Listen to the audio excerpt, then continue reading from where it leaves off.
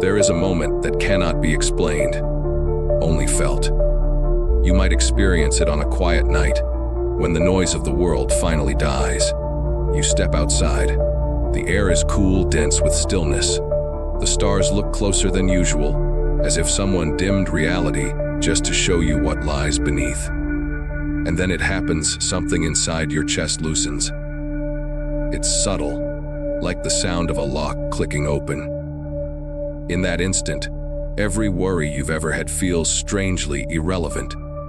There is a warmth rising through your body, not from outside, but from within. You realize there's a life behind your life, something watching, something infinitely calm. And right there you feel the impulse to capture it, to hold the feeling, define it, share it. The mind starts whispering, how do I keep this? How do I make it last? That's the mistake. Most people, when they glimpse the divine, start chasing it like an object. They meditate harder, read more books, quote more scriptures, trying to recreate the moment. They don't realize every attempt to grasp it makes it vanish. Because the instant you reach for it, you're no longer in it. And in that grasping, you lose all your power. But what if the entire process of spiritual growth, everything you've been taught about effort, progress, even enlightenment, was upside down? In the next few minutes, I'll show you Rumi's forgotten teaching.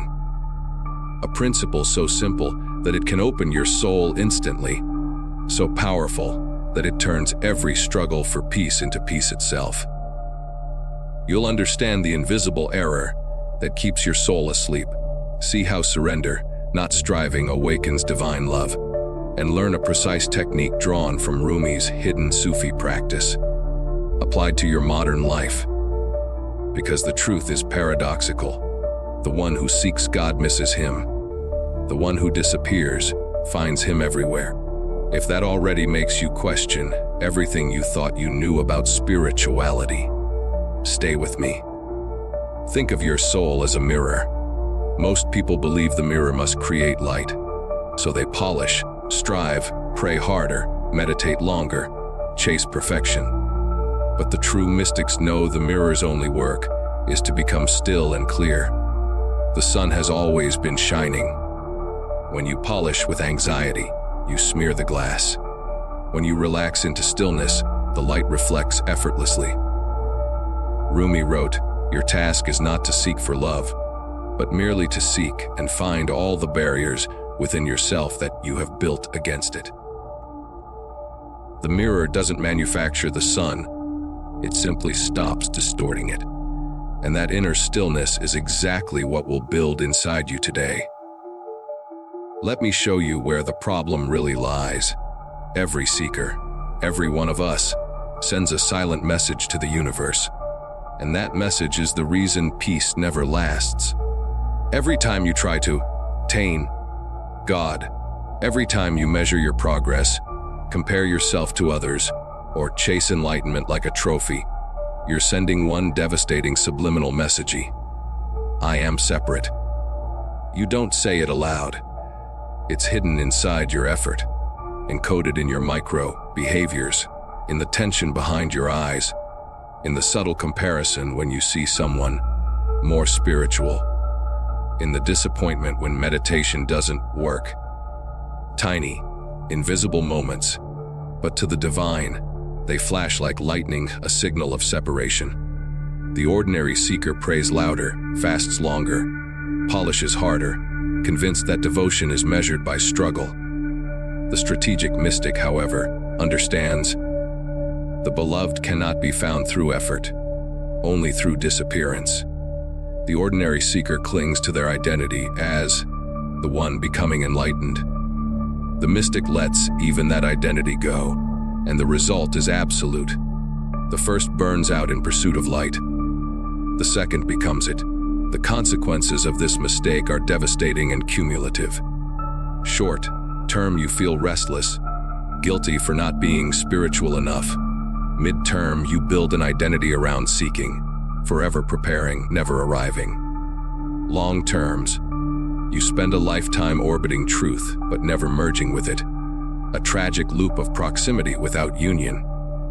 Why does this happen? Because the mechanism that keeps you alive, your ego, is designed to separate.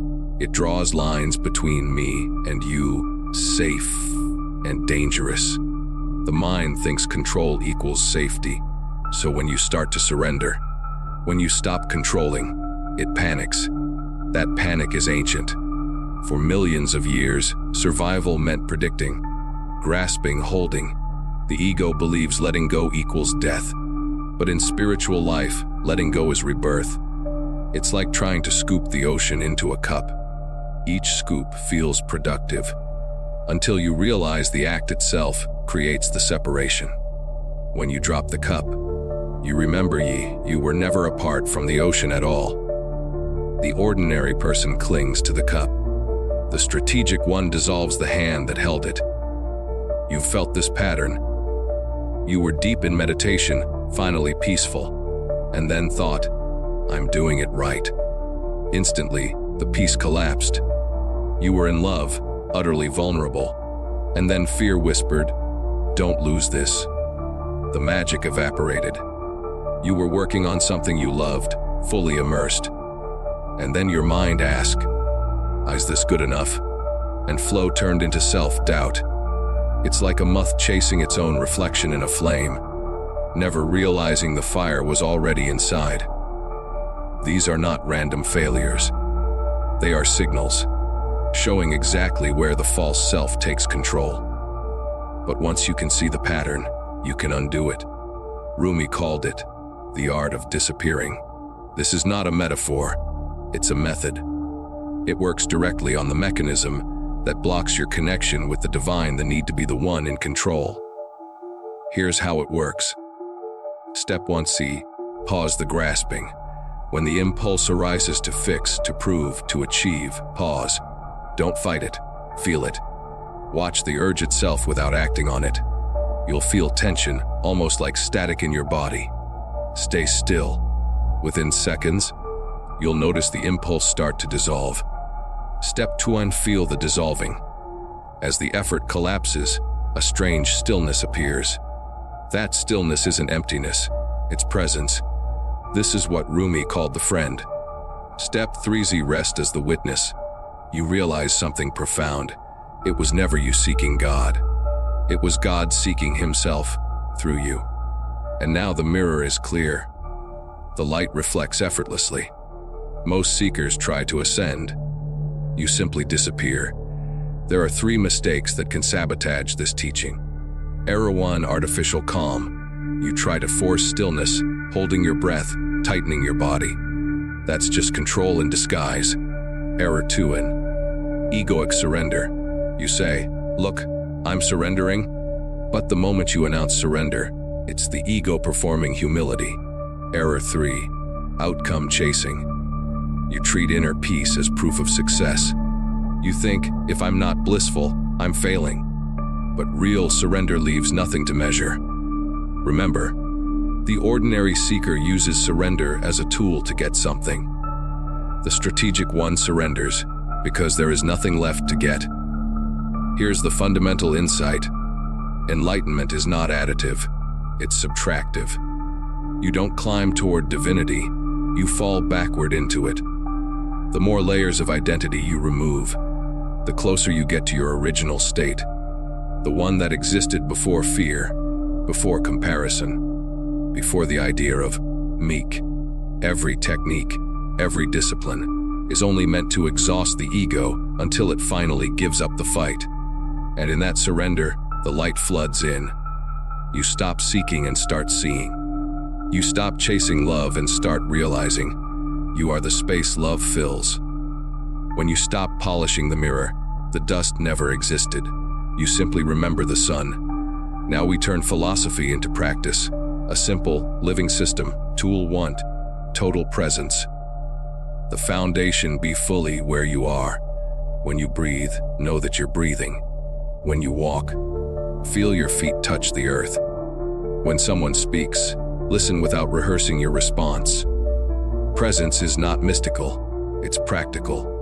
It ends anxiety because anxiety can only live in imagined futures. Use this tool when your mind races, when you scroll endlessly, when you feel disconnected. The moment you return to now, the mirror clears. Do everything as an offering. You don't need incense or ritual. Folding laundry can be worship if done consciously. Answering an email can be service if done with presence. Each act becomes a statement. I am aligned with something greater. That alignment creates calm, not because life gets easier, but because meaning replaces chaos. Use this when you feel lost. When you don't know what to do next, ask, what would love do through me right now? Then do that. Between every thought, every word, every breath, pause. Silence is not absence. It's the divine speaking in its original language. You don't have to create peace. You have to stop interrupting it. Use this whenever you feel the impulse to react. That pause turns reaction into revelation. In time, the pause becomes your home. Now, let's turn these tools into a real transformation over 7 days. Days 1, 2. The foundation: total presence, do nothing fancy. Simply notice when you leave the moment and return. When eating, just eat. When walking, just walk. You'll fail 100 times. Each return is success. Days 3, 4. The core: purpose, centrality, add intention. Before each action, whisper inwardly, this, too, is sacred. Watch how even trivial acts gain gravity. Your energy changes. People will notice without knowing why. Days 5, 7. The catalyst. Strategic void now. Practice the pause. Before responding to anyone, breathe once. Before each task, leave one heartbeat of stillness. This emptiness becomes magnetic. Your inner space draws in peace. At first, it may feel uncomfortable, like withdrawing from an addiction to thought. That's good. The discomfort means the old self is losing power. By day 7, you'll notice subtle but undeniable shifts. You're calmer. Time feels slower, and moments of spontaneous gratitude appear for no reason. That's the mirror clearing. Now, 3 final warnings, each crucial. Error 1: turning the system into a project. The moment you treat awakening as another goal, the ego hijacks it. Error 2: high judging progress, saying, I'm still not peaceful enough. Peace measured is peace lost. Error 3: talking more than practicing. Discussing spirituality gives the illusion of depth without the experience. Silence accomplishes more than 1,000 words. Remember, the ego can wear a monk's robe or a business suit. It doesn't care. It only cares that it exists. Before we close, let's anchor this transformation. The 4 pillars of Rumi's forgotten teaching. Stillness reveals, effort conceals. The seeker must vanish for the sought to appear. The divine is not reached. It is remembered. Love is not pursuit. It is surrender. These are not beliefs. They are living states. And when you practice them, you stop acting like a seeker and start living as the found. Here is your challenge.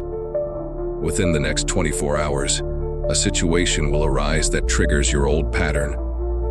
You'll feel the need to control, to fix, to prove yourself right, to win. That is your moment. When it happens, don't fight it. Recognize the impulse, pause. Then, practice the art of disappearing. Let go, completely. You don't need to announce it. You don't need to explain it. Just stop. 3 things will happen. Peace will rise from nowhere. Your perception of others will soften. The situation will begin to harmonize on its own. That's not magic, it's physics. Energy reorganizes around stillness. This is your proof that Rumi's forgotten teaching isn't philosophy, it's law. Now, if you've made it this far, you're not part of the passive crowd who just consume inspiration. You've walked through every layer of illusion with me, so here's your password. The mirror remembers the sun die. Comment these exact words below. It's not a slogan, it's a declaration. It means you've remembered what you truly are, not the seeker, not the reflection, but the very light itself. And when I read your comment, I'll know you didn't just watch another video. You awakened something ancient within you. Do you remember the mirror we spoke of at the beginning? You no longer need to polish it, because now you know the light was never gone. You don't chase the divine anymore. You've become transparent enough for it to shine through. You no longer need to seek love to feel whole. You have become the space where love lives. The seeker is gone. The light remains. The old way was always an illusion. The new way was always your nature. Now go and live as the mirror that remembers the sun